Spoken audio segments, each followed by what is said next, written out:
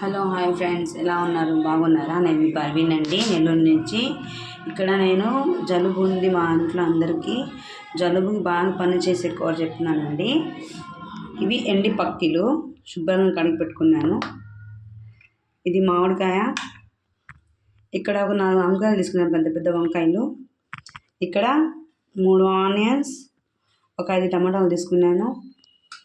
కొంచెము ఉసిరికాయ అంతా చింతపండు రసం తీసుకున్నాను అనమాట. పసుపు, ఉప్పు, కారం. ఇలా నీళ్ళు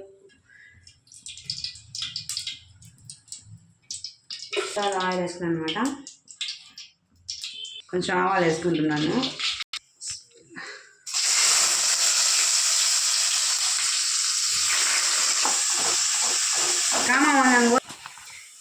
ఇక్కడ కొంచెం దూరగా కారినాయి కదా ఎర్రగడ్డలు. ఇప్పుడు 2 స్పూన్ కారం వేస్తున్నాను. స్పూన్ ఉప్పు, కొంచెం పసుపు, ధనియాల పొడి కొంచెం బాగా కలిపినాక టమాటో మొత్తం వేస్తానండి. బాగా గుజ్జు గుజ్జుగా అయిపోవాలి. వేసుకుంటున్నాను మాడిపోకుండా ఉండడానికి. ఇప్పుడు నేను ఇక్కడ ఈ వెండి చేపలు వేసేస్తున్నాను. కూడా వేసాను. వంకాయలు వేసేస్తున్నాను. మామిడికాయ ముక్క కూడా వేసాను ఫ్రెండ్స్.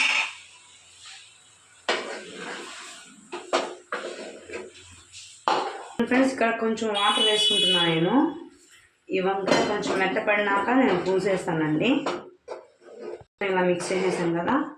ఇప్పుడు ఒక 5 నిమిషాలు 10 నిమిషాలు పెడతాను. ఇది కొంచెం మెత్తపడినాక నేను పూసేసానండి. ఓకేనా? చూడండి ఫ్రెండ్స్, ఇలాగా కొంచెం ఉడికిపోయింది కదా. ఇప్పుడు నేను దీంట్లో పులుసు వేసేస్తున్నానండి. చూడండి, చూపిస్తాను.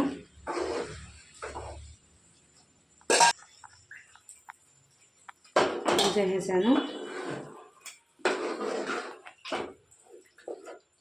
నేను జీలకర్ర, మెంతులు వేసుకున్న పొడి ఇది ఏంపి ఒకసారి అలా కలబెట్టేసి ఒక 10 నిమిషాలు ఉడికినాక స్టవ్ ఆపేయండి ఫ్రెండ్స్. అయిపోతుంది. కొని ఉడకనిచ్చుకోండి కూర. తర్వాత స్టవ్ ఆపేయండి. అయిపోయింది ఫ్రెండ్స్. మీరు ట్రై చేయండి. జలుబుకి చాలా బాగా పనిచేస్తుంది ఇది. ఆ కాలంలో బామ్మలు, అమ్మమ్మలు చేసి పెట్టేవాళ్ళు కూరలు. అందుకోసం ఏంటంటే ఈ కూర వండుకుని తినండి. జలుబు, జ్వరం ఉన్నవాళ్ళు తొందరగా తగ్గిపోతుందండి. నాకు కొంచెం తెలుగు ప్రాబ్లం అని చెప్పాను కదా, ఏమనుకోవద్దు. సరే ఫ్రెండ్స్, నచ్చితే లైక్ చేయండి, మా ఛానల్ని సబ్స్క్రైబ్ చేసుకోండి.